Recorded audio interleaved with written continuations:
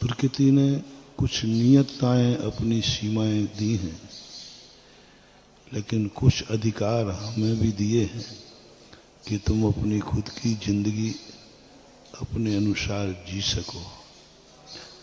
और यदि जिंदगी तुमने अच्छी बना ली तो प्रकृति कहती है कि मरण तो होगा, लेकिन मरण अच्छा होगा। मरण उन्हीं का अच्छा होता है जिनकी जिंदगी अच्छी होती है। और जिंदगी में जब व्यक्ति खुद के निर्णय करना शुरू कर देता है और जब उसको डाउट होता है कि मेरा निर्णय सही है कि नहीं, इसी के लिए गुरु की जरूरत पड़ती है, भगवान की जरूरत पड़ती है, शास्त्रों की जरूरत पड़ती है। कल अपन ने इस पर बड़े विस्तार से समझा था।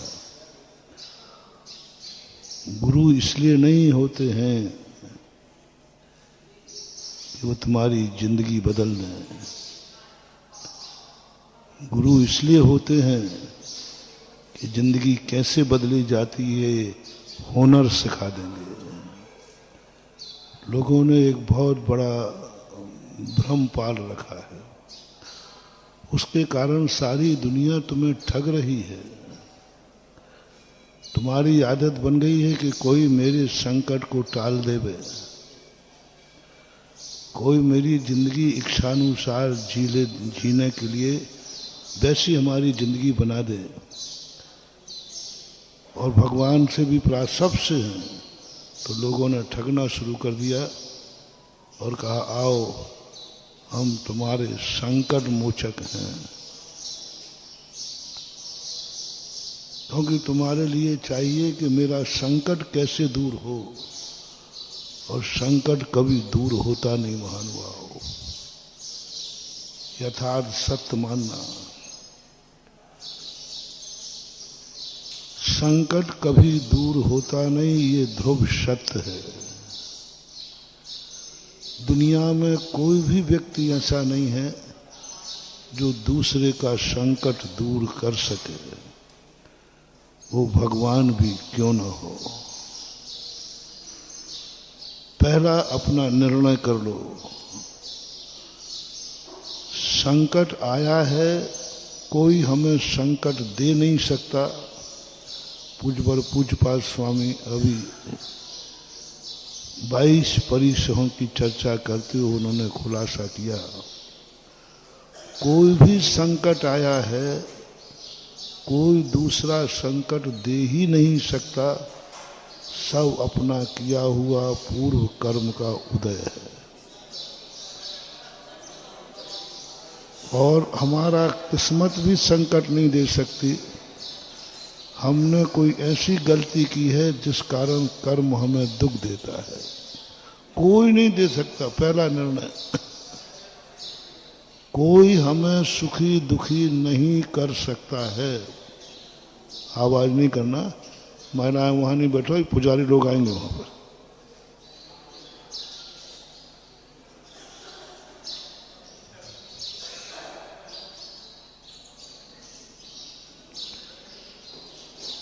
कोई भी दुनिया की ये ध्रुव सत्य मानना, इसमें कोई कंसेशन मत करना, इसमें परसेंटेज मत डालना। 100% कोई मुझे सुखी दुखी नहीं कर सकता।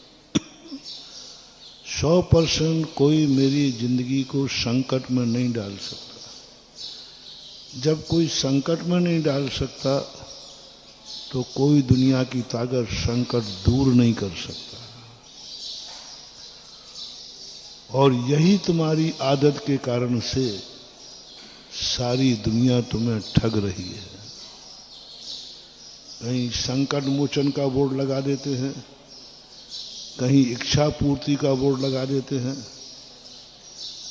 ये सब बोर्ड तुम्हारी वीकनेस से ठगने के तरीके हैं। इसी बात को लेकर के तो जैन दर्शन सामने सिद्धांत को लेके आया, स्वयं कृतम कर्म यदात्मना पुरः फलम तदीयम लभते शुभाशुभम परेण दत्तम यदि लभ्यते स्फुटम स्वयं कृतम कर्म निरर्थकम तदा। कितनी बड़ी बात है। स्वयं कृतम कर्म यदात्मना पुरा, स्वयं के किए हुए कर्म पुरा यानी पुराने, स्वयं कृतम कर्म यदात्मना पुरा फलम तदीयम लभते स्फुटम, पूर्व में जो कर्म किया है वर्तमान में उस शुभ अशुभ में स्फुटम प्रत्यक्ष देखने में आ रहा है। परेण दत्तम यदि लभ्यते स्फुटम, यदि तुम प्रत्यक्ष ये मानो कि दूसरों के द्वारा सुख दुख दिया जाता है तो स्वयं कृतम कर्म निरर्थकम तदा, तब तो ये कर्म हमारे निरर्थक हो जाएंगे। एक ऐसी ये सत्य की घोषणा है जैन दर्शन की, बहुत बड़ी सत्य की घोषणा है। इसमें भगवान भी आ जाएंगे, उनके वश की बात भी नहीं है। गुरु साथ मन तन सब इसमें समाहित है और सारी दुनिया तुम्हारे वीक पॉइंट को लेकर के कहती है कि नहीं, भगवान तुम्हें सुखी बना सकता है, भगवान तुम्हें दुखी बनाता है, भगवान चाहे तो तुम्हारे संकट दूर कर सकता है, भगवान चाहे तो संकट में डाल सकता है, भगवान चाहे तो तुम्हारा विनाश कर दे। कब सब भगवान के खातों में छोड़ दिया। ये तुम्हारे लिए बहुत बड़ी बात है। ये हालत ऐसी हो रही है कि एक व्यक्ति ने कहा, और जैन दर्शन कहता है कि नहीं, कोई किसी का कर्ता धर्ता नहीं है, वो भी निमित्त बनेगा तुम्हें सुख देने में। दवाई जब ही लगेगी जब तुम्हारे पुण्य कर्म का उदय होगा, नहीं तो दवाई भी नहीं लगेगी। जहर खा के जब ही मरोगे जब तुम्हारा पाप कर्म का उदय होगा, अन्यथा ऐसे ऐसे लोग देखे हैं जहर खा करके भी जिंदा कर्म का सारा कर्म की पढ़, और कर्म किसी का नहीं है, कर्म हमारा स्वयं का कर्म है। और इसी दशा को लेकर के जैन दर्शन की जब ये घोषणा हुई तो लोगों ने जैन दर्शन को आउट कर दिया, जैन दर्शन को अलग कर दिया। जैन दर्शन के जो मानने वाले थे वे भी कटने लगे, बोले जैन दर्शन में तो कुछ नहीं, इनके भगवान कुछ देते नहीं लेते नहीं। अब इन्होंने सत्य की घोषणा की थी कि सृष्टि का स्वरूप ऐसा है, तो लोगों ने जिनेंद्र मंदिर को छोड़ दिया। जब भगवान सुखी दुखी नहीं करते तो हम क्यों जाएं मंदिर। जैन धर्म हिरास को प्राप्त होने लगा कलयुग में। मात्र एक ही कारण है कि जिनेंद्र भगवान को देते लेते नहीं, इसलिए जिनेंद्र को मानने वाले लोग कम हैं। दिगंबर गुरु किसी को कुछ देते लेते नहीं, इसलिए दिगंबरों की स्थितियां नहीं बढ़ रही हैं। मात्र एक ही कारण। अभी सारे साथ बदल दो कि सब कुछ भगवान देता है और भगवान ही संकट दूर करता है। सारे विश्व में सब मंदिर जैनियों के इतने हाउसफुल हो जाएंगे कि लाइन लग जाएगी। बस एक बात फैलाना है, थुवन जी के आदिनाथ बाबा इच्छा पूर्ति है, और नीचे लिख देना संकट मोचक है। 15 नंबर इच्छा पूर्ति है, 13 नंबर संकट मोचक है, 12 नंबर जिनके कोई काम नहीं हो रहा है तो कार्य पूर्ति है। एक मंदिर में लिख दो जो पास नहीं हो रहा पास कराने वाला है। 26 मंदिर हैं, 26 समस्याएं डाल दो। उन सब की गारंटी रहने वाले सुधा सागर हैं।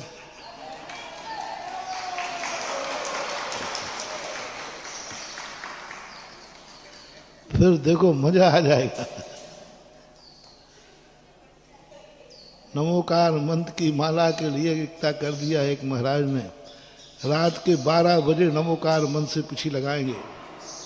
हजारों लोग पड़े रहते थे, हजारों लोग, 10-10 हजार लोग एक साथ दिन भर पड़े रहते थे, रात भर एक दिन नहीं, 2 दिन नहीं, 15 दिन बाद नंबर आए तो पड़ा रहता है वो रात की पिछी लगाना है, क्योंकि रात के 12 बजे की पिछी संकट मोचक होती है। बस ये घोषणा कर दिया कि 12 बजे का आशीर्वाद ही फलता है।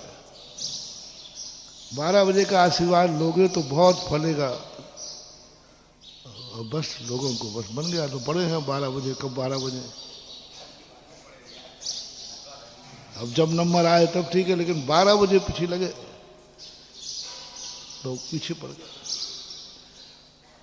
और जैन दर्शन ने घोषणा की कि ऐसा कुछ भी नहीं है, इसके लिए तुम्हें खुद पुण्य बढ़ाना पड़ेगा। लोगों ने आउट कर दिया।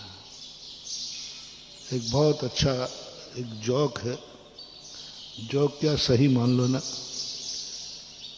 एक व्यक्ति था, वो दूध बेचता था पानी मिला करके, सब लेते थे। एक दिन वो प्रवचन में चला गया, बोले दूध में जो पानी मिला के बेचते हैं उनका खून पानी बन जाता है। तो उसने महाराज की बात मान ली। दूसरे दिन से उसने दूध में पानी नहीं मिलाया और बिना पानी का दूध दिया सबको, और सब लोगों ने दूध पिया, सबको दस्त लग गए।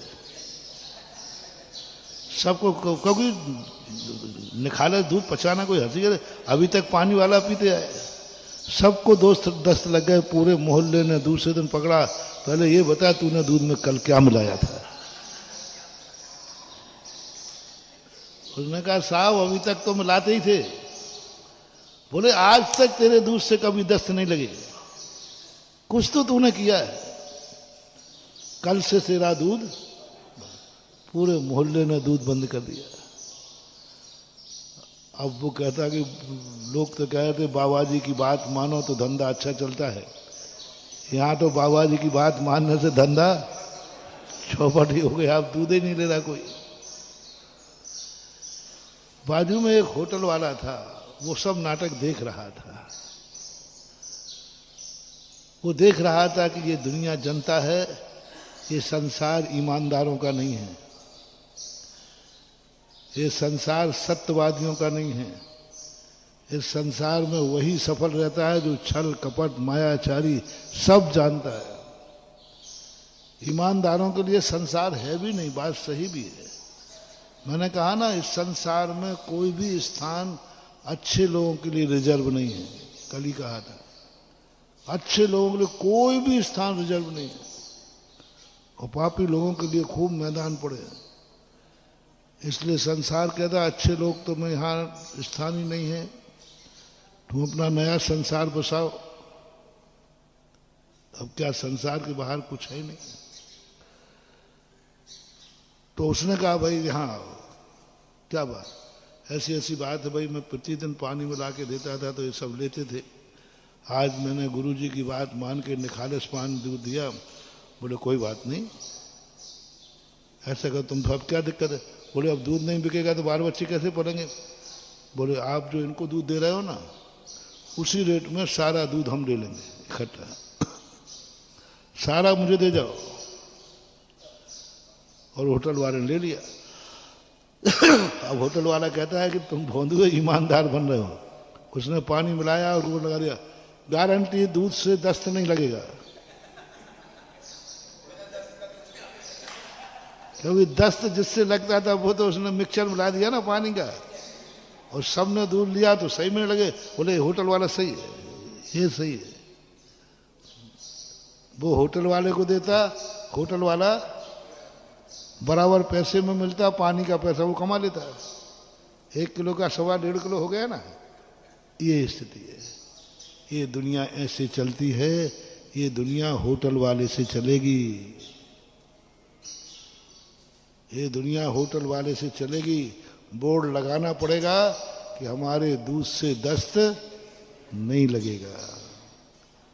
अब ये कोई खोजने वाला नहीं है कि भैया क्यों लगा क्यों नहीं लगा, कोई सुनने वाला नहीं।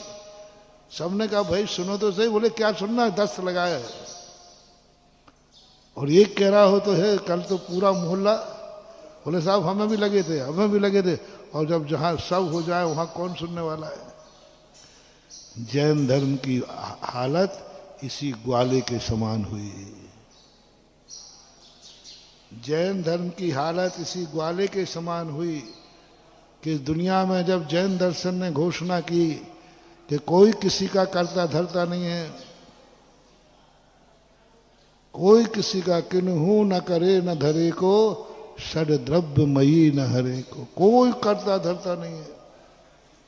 किंचित मात्र भी एक द्रव्य दूसरे द्रव्य का कुछ नहीं करता। लोगों ने आउट कर दिया भगवान को, बोले भगवान काम का नहीं है। तो दूसरे स्थान देख रहे थे, उन्होंने कहा कि ये संसार में ईमानदारी से जी रहा है, और उन्होंने बोर्ड लगा दिए, यहाँ आओ इच्छा पूर्ति, आओ संकट मोचक, सब लखे, अलग अलग नाम रखे मंदिरों के। कई मंदिरों का नाम है पास कराने वाला मंदिर, और उनमें मंत्र लिख दिया, ये सीए में पास कराने वाला, ये डॉक्टर में पास कराने वाला, ये मास्टरी में पास कराने वाले। आजकल तो ऐसी दुकानें खुली हैं,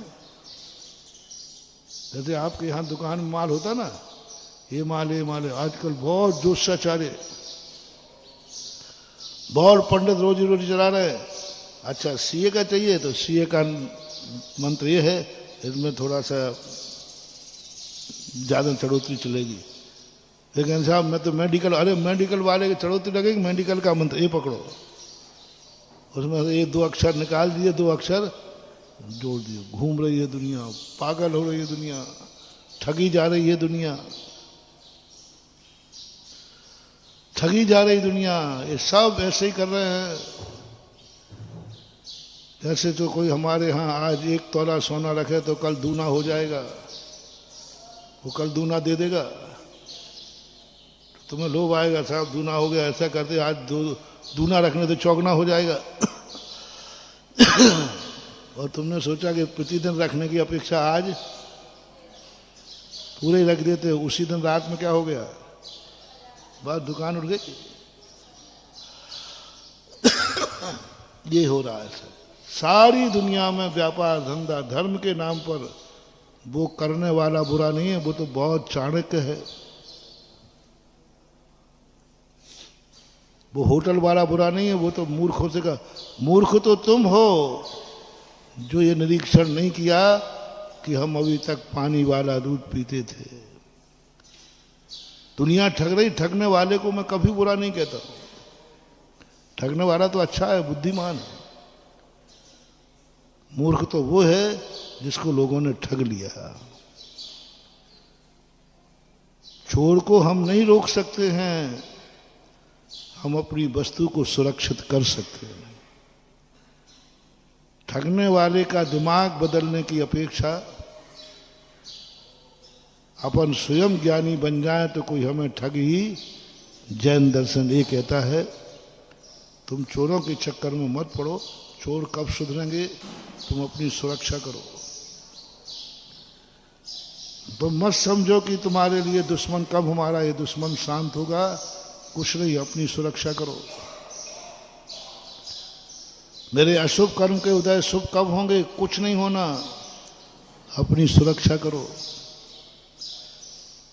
रास्ते में कोई कांटा नहीं लगे, रास्ते में कोई कांटा नहीं मिले, कहां तक झाड़ू लगाओगे, यहां से कलकत्ता तक, कहां जा रहे हो?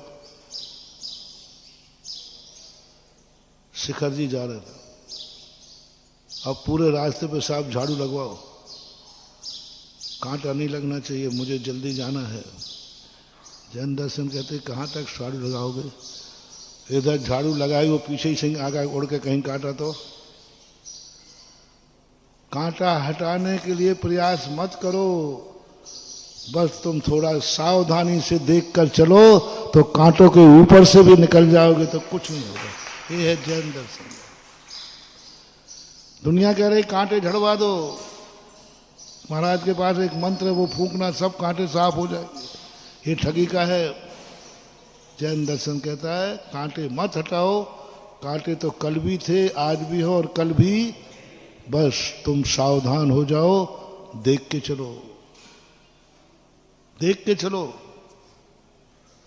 तुम अपनी शक्ति बढ़ाओ, साहब ये दुश्मन है, दुश्मन को कई लोग कहते महाराज जी हमारा एक परम दुश्मन है, बहुत बुरा कहता। आप कुछ देखो, मैं आपका भक्त हूं, आप कोई ऐसा मंत्र दे दो कि हम फूकें और वो बिल्कुल सरेंडर हो जाए हमारे पास आके, और नहीं देना मंत्र तो आप फूंक दो महाराज। आप कोई ठग गया होगा तो तुम्हें ठग लेगा। कोई मंत्र फूंक दो महाराज, वो दुश्मन कभी शांत करना नहीं।